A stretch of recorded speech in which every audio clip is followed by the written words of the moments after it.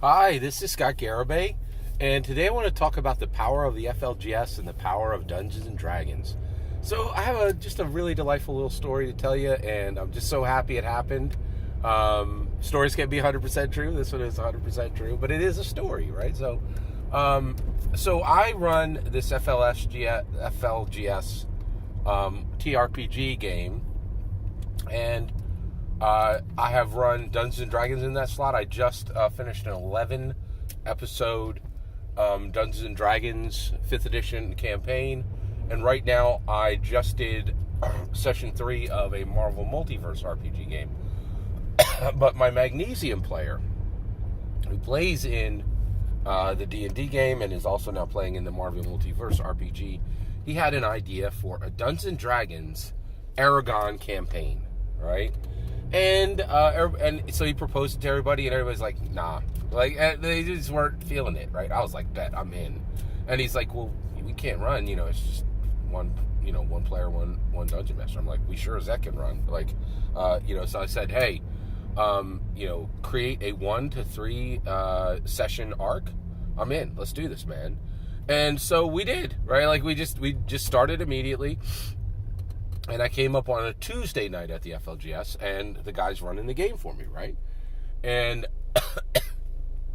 so I got there at 7, and we usually run till about 9:30, right? And so it's about we're going to about 9:30, and it's about 9:10, and all of the MTG players, the modern MTG, the whole place is filled with modern MTG players.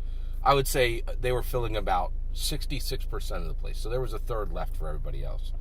And that's important, because if that place fills with MTG players, literally Dungeons and Dragons players get kicked out. It's happened to me, right?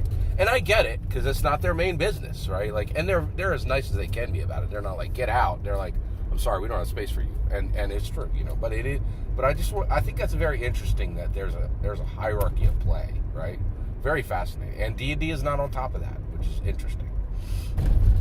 So this modern MTG player comes over, and he's leaving, right? And he goes, are you guys playing one-on-one D&D? And I was like, yes we are. Hey, my name's Scott, and this is the Magnesium player. Like, I told him the real name, but I'm not going to tell you. So I was like, so I said, this is the Magnesium player.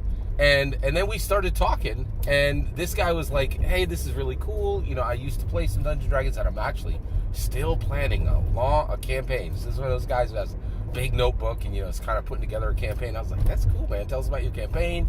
So he told us a little bit about his campaign. And then, and finally I said, hey, listen, this Thursday night, we're playing Marvel Multiverse RPG, and you're welcome to show up. 7 p.m., just be here, right? And he's like, oh, I'll see what I can do, right? And I was, I didn't think anything of it, right? Like, and he showed.